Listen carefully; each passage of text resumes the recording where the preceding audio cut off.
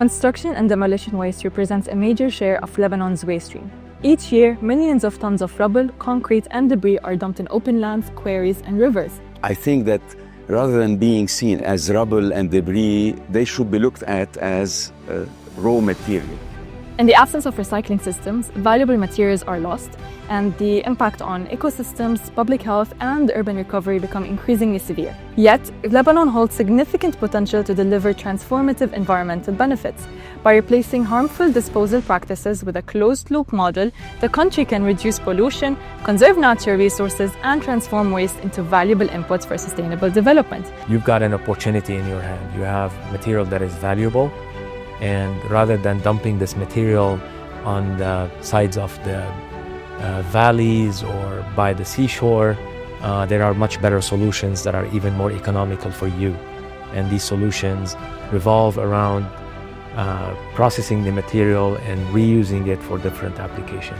The vision we are setting forward aims to achieve an 80% recycling rate within 10 years. The model we are suggesting is fairly simple. Of course, at the design phase, we need to take into account that any construction material that we are using or that we are recovering from demolition should be identified, mapped, and prepared for recycling. In the construction site itself, we can send this waste to different transfer stations located around the country.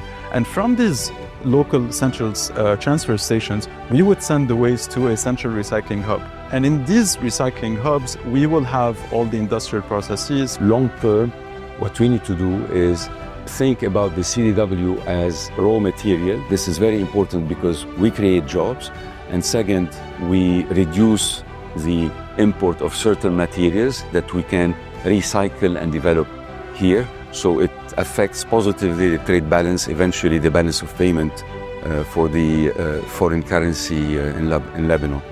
And just to cite some of the examples of the industries that could be used in the recycling process, there are a lot of metals like steel, aluminum, that could be recycled here in Lebanon. We're talking about wood, we're talking about, of course, plastic, concrete. All of this could be used here, recycled, and this would reduce the import of these products. I think it's a little bit ambitious, going from practically 0% recycling, especially for RCA, to 80% in such a short time. I think once the framework is demonstrated, once a few players, decision makers and a few players and contractors and you name it, sign up, and it's economical for them, I think the scaling will become easy. The EU support through BINA involves building the partnerships, accountability and trust that Lebanon needs to turn environmental challenges into opportunities for reform, recovery and sustainable development.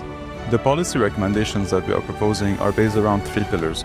The government needs to announce the adoption of a national plan that is based on decentralization and the involvement of different actors around the country.